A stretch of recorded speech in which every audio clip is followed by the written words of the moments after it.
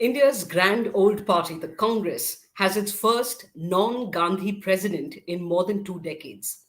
Mallikarjun Kharge is a veteran politician. He is from the Dalit community and comes with immense experience. He has served as minister in multiple governments in his home state of Karnataka. He was also union minister in the Manmohan Singh government. He is, though, a staunch Nehru Gandhi family loyalist. And it is this proximity to the family that has led to commentators wondering if he would indeed be independent or would act merely as a proxy, a suggestion that Rahul Gandhi rubbished as, quote, frankly insulting to a person of Kharge's stature. The important question: will this change in leadership give revival a chance, if not guarantee it? As we've said before, the Congress, even at its worst, has a close to 20% national vote share. Nobody will dispute that the survival of the Congress party, enabling it to become an effective opposition party, will only be good for democracy. We're joined today by one of India's most astute political commentators, veteran journalist Radhika Ramaseshan. Thank you for making the time for speaking to us here at Scroll, ma'am. Yeah, thank you for inviting me, Smita. My pleasure. Right. Ma'am, straight away, is there reason to believe that Mallikarjun Kharge will be anything but a status quoist? Oh, you're absolutely right. He is going to be a status quoist. I have absolutely no doubt on that score. I've watched him function in the Rajya Sabha as leader of the opposition, and it's very obvious that he takes his cues from the Gandhis, no matter what Rahul Gandhi might say. He might call it insulting to his stature and so on. But given the cast iron hierarchy in which the INC, the Congress party, is molded for several decades, it's almost impossible for a non Gandhi to break out of that structure and go on his own, which is why from the beginning a lot of commentators said rightly that he is an unofficial official candidate of the Gandhis. Sashi Tharoor would never have functioned like Mallikarjun Kharge, which is why I think the family didn't really bless Sashi Tharoor to the extent he would have liked them to. I mean, he is an independent thinker. You may disputatious. He is a disputatious figure. You may agree, disagree with his views. I mean, he leans this way, that way also at times. So he is does not have the requisite qualifications which Mallikarjun Kharge has. Absolute loyalist, absolute conformist, and he is not going to do. He can second guess the family's mind very well, especially Sonia Gandhi. He will have a comfort equation with Rahul Gandhi, which is very important at this juncture, and Priyanka Gandhi Vadra too. And things will pretty much continue the way they were, and the way the Congress is used to, and the way Congress members are used to carrying on with things as being as usual. So I don't think he is the person who's going to rock the boat at all. I mean, even to a small measure. Yeah. Oh, okay. The follow up, obviously, to that is going to be what is the role of the Gandhis going to be? Now, some people believe that the G23 revolt forced the Gandhis' hand to expedite or bring forward these elections to the president's post, having had a caretaker president for so very long. But that at the end of the day, the G23 also has been co opted, some have quit. And having an establishment candidate eventually win is a bit of a cop out and not a real change, as you attest to as well. But I want to read to you what Rahul Gandhi said earlier today. He said, the Congress president is a supreme authority in the party. Every member reports to the president. I will report to the Congress president as well. Be that as it may, what is his role going to be in the Congress party, and how do you see the sort of the timing of the Bharat Jodo Yatra running almost parallelly to this exercise of having elections to ensure that somebody other than a member of the Nehru Gandhi family takes over the reins of the Grand Old Party? Yeah, you very correctly juxtapose the Bharat Jodo Yatra with the election. Of course, the Gandhis, even before the G23, I wouldn't call it a revolt, but some kind of a show of dissidence to the extent that the Congress permits dissidence. Even before that, it seemed that the family was under enormous pressure from within and outside to take a look at its power dynamics, its power equations, because at the end of the day, leadership is all about winning elections. No matter what Rahul says, no matter what his cheerleaders say, they talk about love and harmony and peace. Very nice. I mean, nice sounding phrases, but at the end of the day, you have to deliver at the ballot box. And what is the Congress's record been since 2014? They've lost practically every election. And the few that they won, for instance, Rajasthan, Chhattisgarh, and Madhya Pradesh, they lost the government in Madhya Pradesh. Rajasthan, as you know, is tottering. The factional fight between the chief minister and his deputy and his former deputy Um, CM, Sachin Pilot, is out in the open. And the most important point here to be noted is that the High Command's writ no longer runs over the states. That is very, very obvious. If had they won even a couple of elections in significant, politically significant states, their writ might have got stronger, but that has just not happened. I mean, it almost seems as though Rahul Gandhi is on his own trip. Sonia is kind of, has had health setbacks, so she is not as effective as she was before 2004 and after 2004. So, in these circumstances, to say that the Gandhis are going to control the party, yes, they will. I mean, look, it's the only piece of political real estate that they own. This is the Congress. They cannot let go of it, which is why they strained every nerve to get a candidate of their choice, ultimately, like it or not. So, they are going to pull the strings. And Mallikarjun Kharge will gladly allow the strings to be pulled. I mean, had it been even for a moment, had it been someone like Sashi Tharoor, or I mean, say for instance, even Gehlot. I mean, he showed a little bit of spark through this whole turn of events. It might have been difficult for them to call the shots, but there is no doubt now that they are going to call the shots from behind. And well, if what happens if they continue losing elections, doesn't matter. Their authority will go. I mean, at least they will try to enforce their authority on the party. And with a president like Mallikarjun Kharge, I do not see the arrangement being disrupted at all. Now, the Gandhi's position is sort of stabilized for some time to come. Now, what happens after 2024, I cannot predict. I will not predict. But until then, it looks like they are safely ensconced as the movers and shakers in the Congress from behind. That is very clear. What is the Bharat Jodo Yatra about?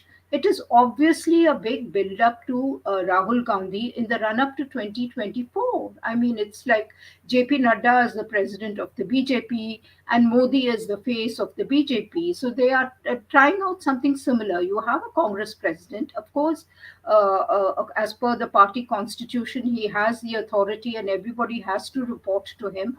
All that is fine. But at the end of the day, there are elections to be fought. There are important elections coming, state elections. And it is very clear that Rahul Gandhi is going to lead the party from the front. It cannot be Mallikarjun Kharge, that's for sure. So Rahul Gandhi is going to be the face that the Congress will keep projecting till thy kingdom come. okay. About the Bharat Jodo Yatra itself, Mr. Amiseshan, what is your reading about the potential that it has to achieve? And it isn't just cheerleaders who have of the Gandhi family that have spoken about what this yatra could potentially mean. There have been reports saying that the cadre of the Congress Party, for instance, is seeming more enthused than it ever has. This is, of course, going to be a long, drawn out exercise culminating in February of next year. In the lead up to the elections, though, there were multiple surveys that spoke about how the Mood of the Nation survey, for one, that said that Rahul Gandhi, who normally came number second when the question was asked who would be your choice of prime minister, was now lagging behind even Kejriwal and Mamta Banerjee. And there were a couple of other surveys too. Uh, Many believe that this yatra has the potential to change how Rahul Gandhi is perceived. Um, is that something that you perhaps see happening? Well, it certainly lifted Rahul Gandhi's political personality, though his speeches, his interventions, his statements have been fairly non political, except in places. He has reacted to the events where he has reacted to the events of the day. He's been speaking to the press, which is a welcome change from the kind of from the kind of situations we are used to coping with. I mean, where you have a ruling party which just doesn't believe in interacting with the press except through their spokespersons who give sort of well crafted, sanitized statements. So Hmm. he's been addressing these impromptu press conferences.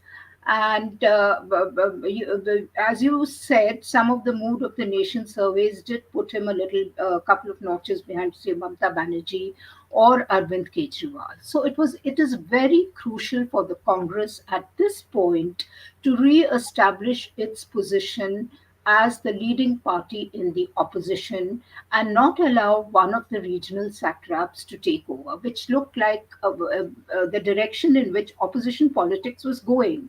I mean, there is Mamta who's active, there is Kejriwal who's super active after the Punjab victory, there is K. Chandrasekhar Rao from Telangana who's sort of trying to occupy the national space. So every regional satrap worth his or her reputation is trying to sort of go beyond the state and sprout national wings literally. So what does this mean? It means that they have lost their faith in the ability, in the credibility in of the Congress to lead the opposition. I mean, till even 2 years ago, I would imagine that they were ready to do business with the Congress in Parliament, outside Parliament. Now, all that kind of that perception has completely vanished now. Therefore, it was very important for the Gandhis and for the Congress to re-establish their credibility as opposition leaders. And yes, the Bharat Jodo Yatra is an effort in that direction. Whether it succeeds in doing that, whether it succeeds in even partially dispelling the perception that the Congress is a lost cause, remains to be seen. As for the Yatra itself, Rahul Gandhi started on very safe territory in Kerala. That's his Lok Sabha constituency, his political home for the moment. He seems to have migrated from Uttar Pradesh down south to Kerala. And then it went up to Karnataka, which is a lot tougher because the BJP is still strong, despite all the internal problems Mr. Bomai faces. The BJP is still strong in Karnataka. Anyway, the yatra passed off quite eventlessly in Karnataka, though there were reports that the factional feuds between DK Shivakumar and Siddharamaya might erupt during the course of the yatra. That didn't happen. They mobilized the crowds, and each was interested in demonstrating to Rahul Gandhi that he is the force. So it passed off quite well. Now it's entered Andhra Pradesh, which was like the Congress's bastion till not so long ago. Now you have Jagan Mohan ruling the roost. There is really no sign of the Congress in Andhra Pradesh, which is unfortunate. I mean, there is Mr. Chandrababu Naidu who is trying to recoup, but you don't really hear of the Congress. So, Smita, I think the real test comes from now on, from Andhra to Telangana. Again, the Congress seems non existent in Telangana. The BJP is making inroads into Telangana that cannot be ignored, no matter what. Some commentators say that the Congress is still strong on the ground, but in all the recent elections, be it civic polls or assembly by polls, the BJP has surpassed the Congress in performance. So the real test, therefore, awaits the Congress when Rahul Gandhi's yatra enters these very difficult territories. Maharashtra. I mean, again, I can't believe Maharashtra used to be such a stronghold of the Congress. Where is it? It's just reduced to an insignificant player in the opposition. It's kind of yielded space completely. And I'm not saying that the ground is lost entirely, but it needs to really re-establish itself as a force in Maharashtra. So whether Rahul Gandhi's Yatra does all that remains to be seen, because I think this is where organizational robustness kicks in. Will the Yatra revive the organization? That is very important. You can have a leader, but if you do have no team to lead, then what is the point in leading even another 10 yatras? So it is very important for the Congress to get the organizational act together. And that is where I think the Gandhis are going to play an important role. I do not think it is Mr. Kharge who is going to revive the party organization. It has to be the Gandhis, and it is therefore incumbent upon Rahul Gandhi to work on the organization before he can think of leading of the Congress as a leader of the opposition, because you have to demonstrate something very tangible on the ground before you can claim that position as a leader of the opposition. I mean, there is the Gujarat election. It's going to be announced any day now. Where is the Congress? The AAP seems to be active. The BJP, as usual, has got its act together, and it is very, very visible. Where is the Congress in Gujarat?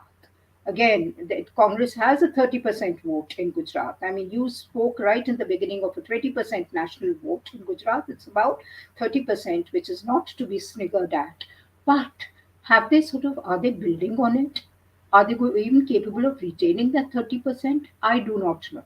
So, Rahul Gandhi's Yatra, the political messaging has to be much, much more strong. It's not just about uniting the country and, it's not just about harmony and peace. It is the political messaging has to be clear, it has to be strong. And that is what the workers will probably wait for. On political messaging, Ms. Ramaseshan, when we're talking about the Gujarat elections here, uh, we've just been reporting over the last 24 hours about the fact that it was the Union Home Ministry led by Mr. Amit Shah that allowed for the release of the convicts of the Bilkis Bano rape and the murder of several others. Are you surprised with the fact that, I mean, we haven't seen as vocal and strong condemnation of the events from the Congress party? I mean, in an election bound state. Were you surprised? There almost seems to be an incoherence, and this is sort of a larger criticism that some people have, including well wishers of the party, that there appears not to be ideological clarity, or at least a willingness to project unequivocally that here we are in ideological opposition unequivocally to the BJP's Hindutva. But on the other hand, there are also those political commentators who say that it is not prudent, given the political climate we are in, where it appears that an overwhelming majority of people are sort of likely to sort of vote against you were you to unambiguously stand in opposition to Hindutva politics. So where does the is the Congress sort of falling between two stools here? Yeah, it's very disappointing that the Congress and the rest of the opposition has not taken a stand on this whole sordid Bilkis Banu episode and the release of the convicts, and more importantly, the way they're being celebrated in Gujarat. And that includes Rahul Gandhi, because Rahul Gandhi is out to establish the Congress as a countervailing force against the BJP, precisely on the planks of communal harmony, unity, and peace, and so on. So now, just using attractive phrases, is not enough. Those have to be translated into significant political messages as well. And it could have begun with a statement on issues in Karnataka, which is thoroughly communalized. I mean, it's so polarized under the BJP, but there was not a single intervention on that. I'm talking about the hijab controversy and other issues that have divided Karnataka socially and politically. Then The coming to calling for Gujarat. the economic boycott of Muslims first happened in Karnataka, in fact. The right, you are the economic boycott of Muslims, and there are repeated calls, in fact, from various platforms by BJP and its affiliates calling for the boycott of Muslims. And then you have Gujarat, the Bilkis Banu case.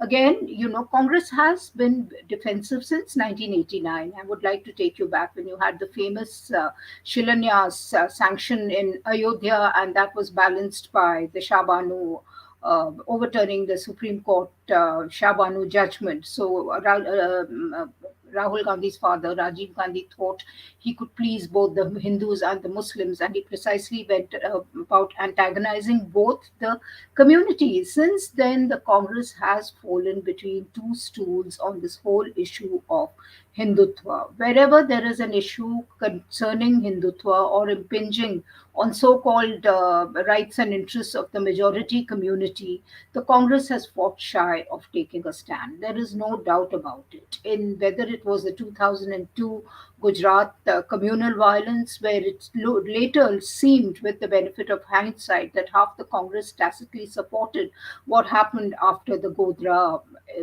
tragedy.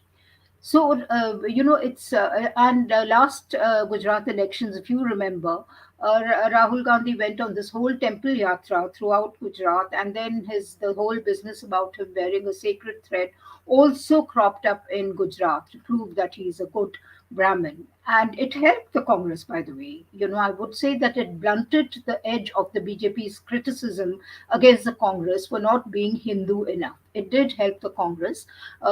It came a close second to the BJP as well. I mean, I'm not attributing it to this issue alone. There were a host of other factors that played, but this was an important issue. So I think there is a contradiction in Rahul Gandhi's position. On the one hand, he is positioning the Congress as a countervail against the BJP. That is not good enough. If your messages are not going to be strong enough, and he has not opened his mouth on the issues of the day, and that definitely includes the Bilkis Banu case and the way the government has gone about handling it. I mean, every day new data is surfacing to prove that it was all done with the complicity of the center, the release of the convicts. So neither the Gujarat Congress nor the Congress in the center has taken a stand. And I think it is incumbent upon Rahul Gandhi to say something, otherwise, he's going to fall short of the expectations his yatra have supposedly aroused in people.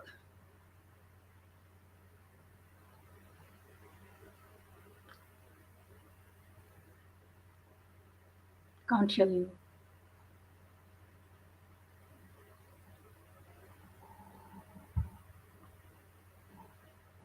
Can't hear. Can't hear. Can't hear. Can you I repeat? apologize. Yes, sorry. Final Yeah. question, Ms. Ramaseshan, is about how much of a role is money going to play? In today's economic times, Anubhuti Vishnu writes about the Prudent Electoral Trust having raised 464 crore rupees for political funding, of which 336 crore in FY22 was given to the BJP. Prudent Trust, for the benefit of our viewers, is the richest, or at least one of the richest electoral trusts, and among BJP's biggest funders since the year 2013. Now, in 2018, we remember the Congress tweeting that they're sort of falling short and they don't have enough funds. Some said it was a gimmick, but ADR data shows that they haven't been able to raise the kind of funds that they once did, and it has only progressively gotten worse. How if you're not in power, raising money is obviously going to be a difficult proposition. And as you said, state after state, they ceded control, resulting in the situation. Is this a serious issue? The fact that, I mean, at the end of the day, money is an important factor in elections. I don't have hard evidence to show that, but there is definitely one feature that I have noticed in the elections, recent elections. Earlier, when one covered elections in the south, notably Karnataka and Tamil Nadu, people spoke openly about the role of money and about voters being bribed overnight by all the parties. It wasn't just about one or two parties, and that included freebies like saris and meals on the roll and that kind of thing. Hard cash, I wouldn't know. But of late, if you notice elections in, say, even a state like Uttar Pradesh, where it was fairly, it didn't cost very much to fight an election in Uttar Pradesh or Bihar, people are talking about the cost being scaled up. And they think that the BJP has amped up the cost and they are not able to match. So there seems to be some suspicion that money is playing a role nationally. Of course, Gujarat is a very moneyed state, so I would imagine money plays a role, but that was not very evident in the last elections, where the Congress surprisingly did well in the first half of the elections, and it was not in Right. power for so many years in Gujarat. It was not in power at the center. So I think there probably there was a feeling that it was slightly exaggerated, the perception of the role of money. But North India has definitely been influenced by the role of money. There is no doubt about it. The freebies that those in power are able to unroll and those in the opposition are not able to do. And you saw it very dramatically in Uttar Pradesh, the role of the freebies. So that was passed off as welfareism, but it was nothing but reveries, the very reveries that the prime minister was criticizing. Those very reveries were being distributed to voters, and that was a big reason why the BJP won. And how do you distribute all that unless you don't have funds to underwrite the distribution of freebies and so on. So I think yes, money does play a role, tacitly, overtly, covertly, in whatever way, but it is becoming a national kind of phenomenon. All right. We'll leave it there for the moment. Radhika Ramaseshan, appreciate you giving us your time and your valuable insight. Thank you.